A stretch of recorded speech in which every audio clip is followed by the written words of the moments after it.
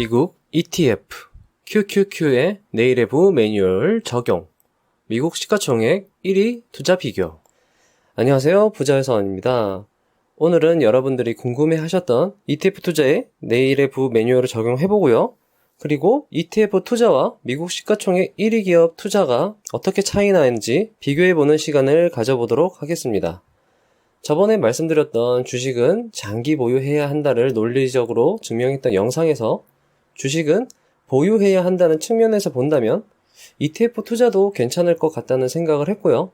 그리고 ETF 투자에 대해서 구독자분들이 상당히 관심을 많이 가지시더라고요. 예를 들면은 미국 시가총액 1위 기업을 50% 들고 QQQ를 50% 들고 가는 거 어떻냐고 저한테 여쭤보셨는데 제가 댓글로 그것도 정말 괜찮을 것 같다라는 말씀을 드렸어요. 주식을 함에 있어서 가장 중요한 것은 보유하는 것입니다. 당장 여러분들이 해야 할 일은 주식을 사는 거예요. 그게 비싸든 싸든 저는 일단 사는 것부터가 주식으로 부자가 되기 위한 첫걸음이라고 생각을 하고요.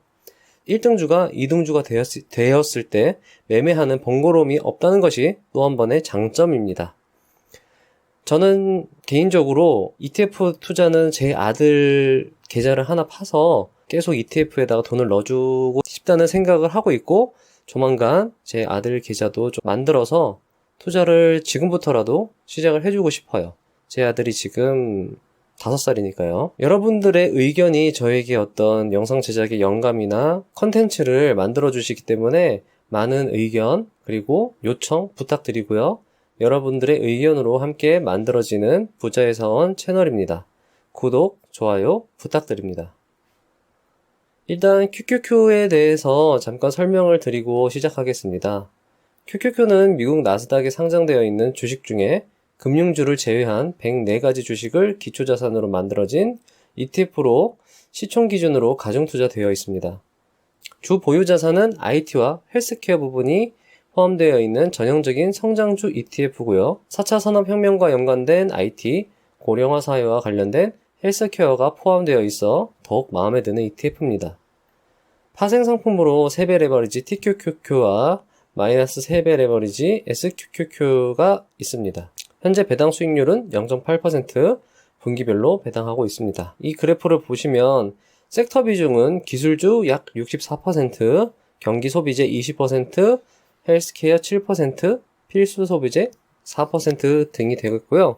헬스케어가 조금 더 많았으면 좋겠는데 그게 조금 아쉽고, 종목을 보면은 마이크로소프트, 애플, 아마존, 페이스북, 알파벳 등 제가 정말 관심 있고 사고 싶은 종목들이 여기 다 들어가 있어요. 일단 QQQ와 미국 시가총액 1위 기업을 비교하기 위해서 1999년 3월부터 2019년 7월까지 기간을 정했고요.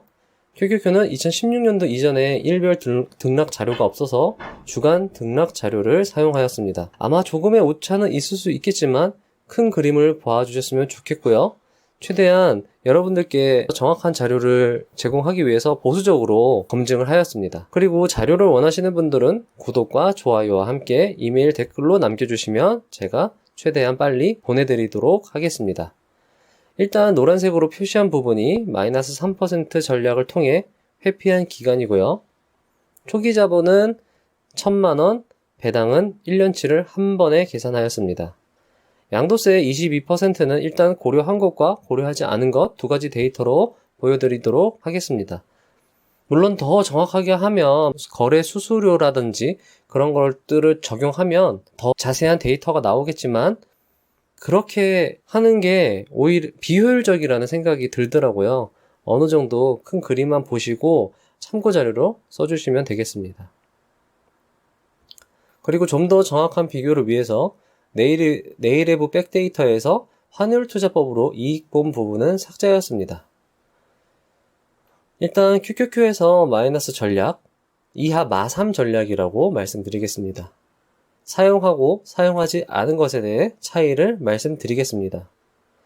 QQQ 마3 전략 사용 시 1999년부터 2019년까지 자산은 1억 6천만 원이 되었고 수익률 1500%, 연평균 수익률 75%입니다. 만약 세금 22%를 제외하게 된다면 1억 2,400만 원의 수익률 1,140%, 연평균 수익률 57%가 됩니다. QQQ 마3 전략 미사용 시에는 1999년에서 2019년까지 자산은 놀라지 마세요. 3천만 원, 수익률은 200%, 연평균 수익률은 10%입니다. 사실 저도 조금 놀랐어요. 이렇게 차이가 많이 날 수 있나? 연평균 수익률이 10%와 57%. 자산이 마3 전략을 사용했을 때는 1억 2천이 되는데 마3 전략을 사용하지 않으면 3천만 원밖에 안 되는 거, 4배 차이가 나는 거. 그러니까 마3 전략이 4배의 수익률 차이를 만들어내는 거죠. 마3 전략이 위험을 회피하는 훌륭한 전략이었습니다.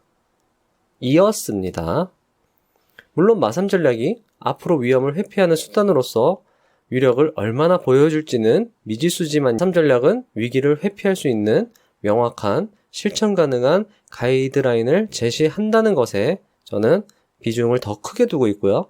주식을 보유하고 있으면 부자가 되는 거는 저는 맞다고 생각을 하지만 주식을 보유하면서도 위기 시에 적절히 대응한다면 더 빠르게 부자가 될 수 있을 것입니다. 제 채널은 부자가 되기 위한 지름길을 찾아내는 채널이고요.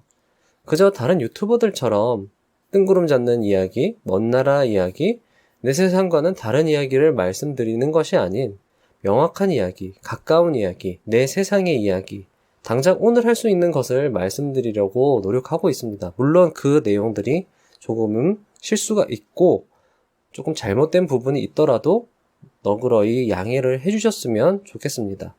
마3 전략을 부정하기 위해서는 그에 따른 대응책, 대안이 있어야 하고요. 만약 대안이 없다면 실천이 불가능하겠죠?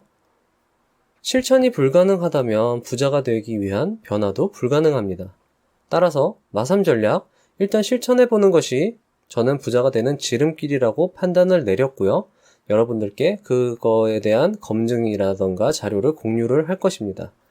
그리고 사기라도 향후 사기라는 것이 지금까지는 진실입니다. 그렇다면 말맞추기라고 말씀하시는 분들 계시겠는데요.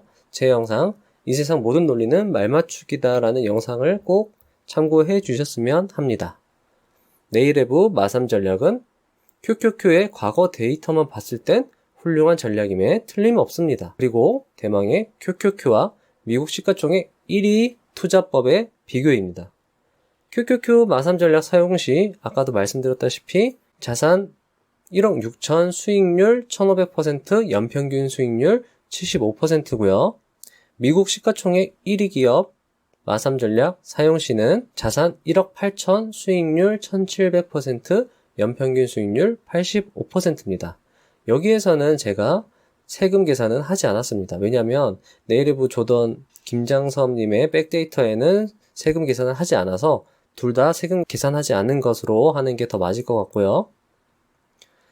네이레브의 백데이터에서 환율투자법의 비중이 상당히 큰 것을 알 수가 있고 환율투자법이 사실 애매하기는 하지만 공항에서 반드시 해볼 만한 그리고 연구해 볼 만한 가치가 있는 투자법인 듯 합니다. 중요한 건 위험을 회피하는 수단이 있다라고 하면은 수익률을 극대화할 수 있고 현재까지는 나스닥 마이너스 3% 전략이 상당히 괜찮아 보인다라는 말씀을 드리는 거고요. 위기는 기회라는 말이 있죠. 만약 위기 시에 가만히 있으면 어떻게 될까요? 가만히 있으면 그 위기는 위기 그대로 저희에게 다가오겠죠? 예를 들면 머리 위로 지금 큰 돌덩어리가 떨어지고 있습니다. 가만히 있으면 맞아 죽겠죠? 하지만 위기 시에 어떤 액션, 실천을 취해서 나의 포지션에 변화가 생겼는데 그 변화된 포지션이 예전 포지션보다 더 좋다면 그게 바로 위기가 기회가 되는 순간입니다. 자, 그러면 6월 12일자로 나스닥 마이너스 5%가 떴습니다. 그렇다면 우리가 할 일은 무엇일까요? 그냥 가만히 있는다? 그럼 위기는 고스란히 위기로 다가옵니다. 하지만 추가 매수를 하게 된다면요? 그 위기는 기회가 되겠죠. 왜냐하면 어제보다 싸게 샀으니까요. 이 말이 이해가 되시지 않으시다면 제 영상 나스닥 폭락 시 최선의 방법을 찾아서 증명한 영상이 있으니까 참고해 주시기 바라고요. 자, 우리가 해야 할 일은 딱 두 가지입니다. 전량 매도 후에 매수하든가 보유하려거든 추가 매수하든가. 다음 영상으로는 저도 상당히 궁금한데, 사실 지금 현재 하고 있는 검증법은 초기 투자 금액이 고정이고, 그리고 나서 수익률, 뭐 20년 있다가 수익률을 지금 계속 보여드리고 있는데, 저희는 직장을 다니고 있는 회사원들이잖아요. 그러면 고정 수입이 있기 때문에 저희가 초기 투자 금액만 투자를 하진 않죠. 계속 매 월마다 얼마간, 연간 얼마 이렇게 투자를 할 수 있기 때문에 만약에 그렇게 투자를 한다고 했을 때 과연 수익률이 얼마나 나올지 사실 저도 궁금해요. 오늘은 페이팔의 창업자 피터 펄림의 말씀으로 끝을 맺으려 합니다. 모든 사람이 좁은 문을 통과하기 위해 우르르 달려 들어갈 때 아무도 다니지 않는 비밀의 지름길을 찾아내 먼저 걸어가라. 부자가 되는 지름길로 저와 함께 달려가시죠. 감사합니다. 제가 아는 부자들은 위기를 기회로 만들어낸 역전의 용사들이고 위기를 극복해낸 사람들이라고 생각을 합니다. 그리고 부자가 되기 위해서는 돈을 벌어야 합니다. 돈을 더 많이 만들어내야 됩니다.